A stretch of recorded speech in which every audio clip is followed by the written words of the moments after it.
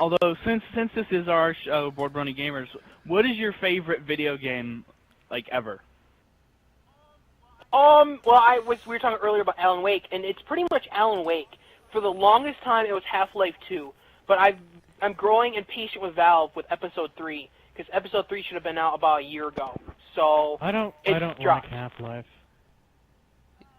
Half-Life was good, and it was really fun to play, but it really got frustrating at times because you had no idea what you were supposed to do. I still haven't beaten it. I refuse to look up a walkthrough. I still haven't yet to beat it.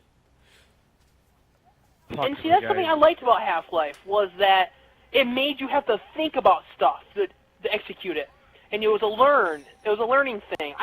That's one of the things I liked about it. And just the world, things were going on, you're trying to put these puzzles together, like what is going on.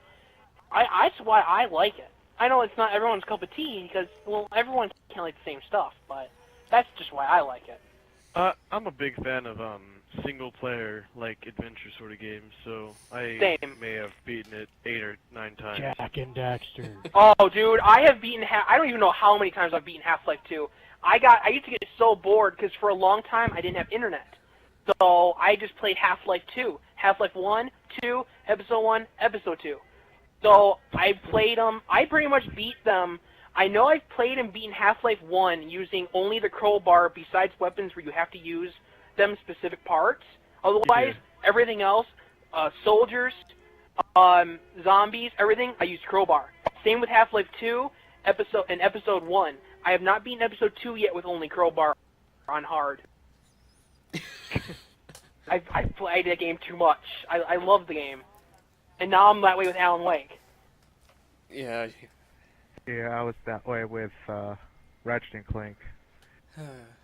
So I played it so much like the game actually broke. Reminds me of... Yeah, I will tell you a game that I played until it literally caught fire. And?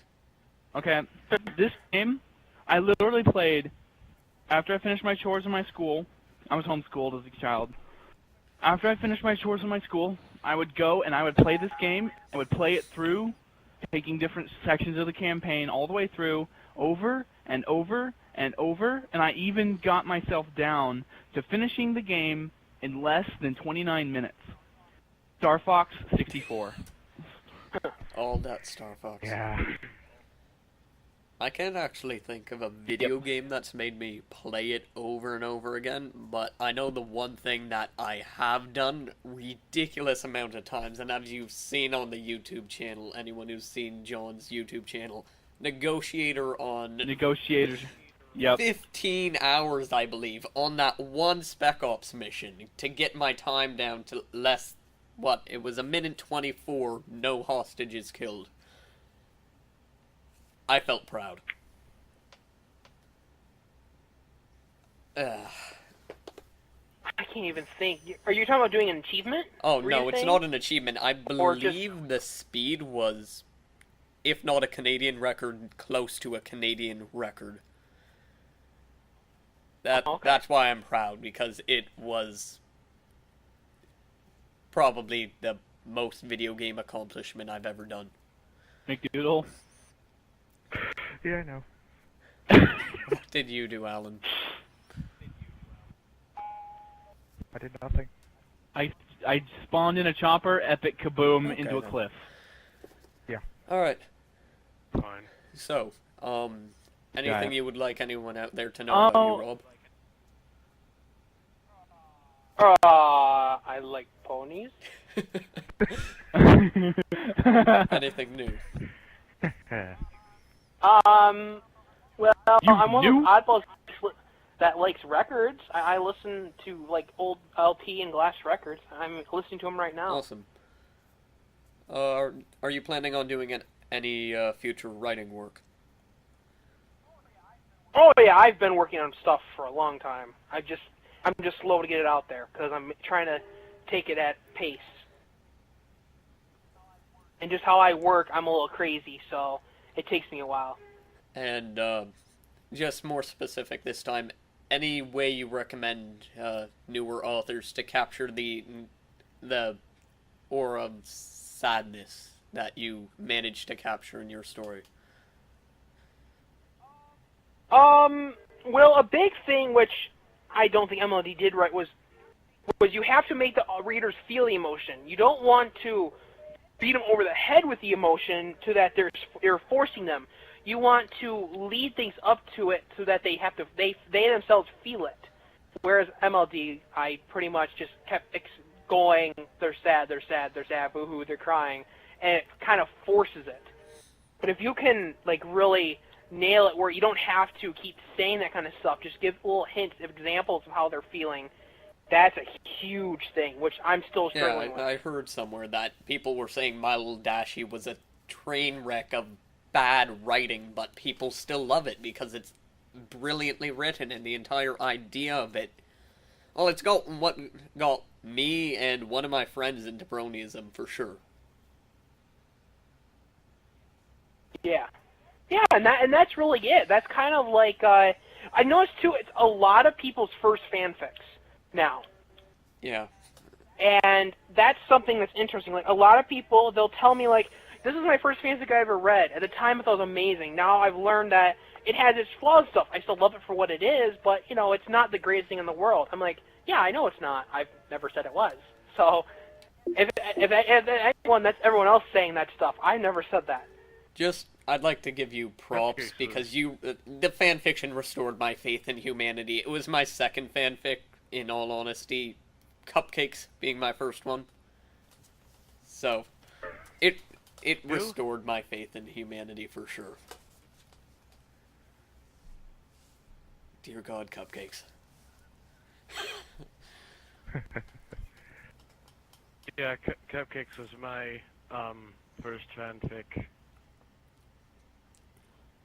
I don't read fanfictions much often, but my first was My Little Metro.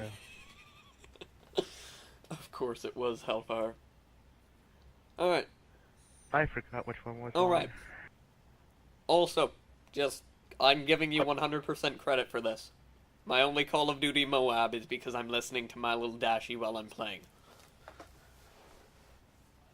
Wait, what? When I play Call of Duty, I get 20% better at kill streaks while listening to My Little Dashie. I don't know why. And no, I'm not a Call of Duty player. Don't get all up on me on that, but I played it when it came out because it was the thing to do, because I wasn't hanging out with these guys. Kind of reminds me of that one time. You remember McDoodle when I, just woke up and got on Xbox and got, 3 EMPs in one game? You mean this morning, Anthony? Alright, well, I think we should end the interview here, seeing as it's gone on for 29 minutes. Anything anyone likes to say before we leave? Shooby-doo. Shoop-shooby-doo. Okay, we'll leave you with that. That is all. Shoot-shoot-be-doo. Call upon the sea ponies when you're in distress. Okay. Sorry. I give you all my interests. I actually have one of my TF tours actually earned a shout out by donating a strange diamondback in the session where I was giving a shout out to anyone, to ROBCakeran, whatever they wanted for, donating items to the show. All right then. And essentially, I think her name was Rockin' Pegasus or something. She wanted to shout out to ROBCakeran, are you single? Am I single? Sadly, I'm forever alone. Not forever opponed, but forever alone. I'm gonna drive over to Mission just to give you a hug. Don't worry. Speaking of forever alone. Alright, well.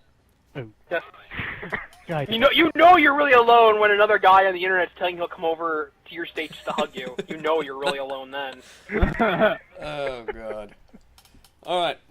I'll put it on my... You know you're forever alone when someone offers to drive across the border to give you a hug. You have to keep in mind, he's in Canada. Alright, well, this is the Board Brony Gamers, Hey, signing off. He's Kenyad And Yes. goodbye, Equestria. Yes, and if YouTube. you would like, if you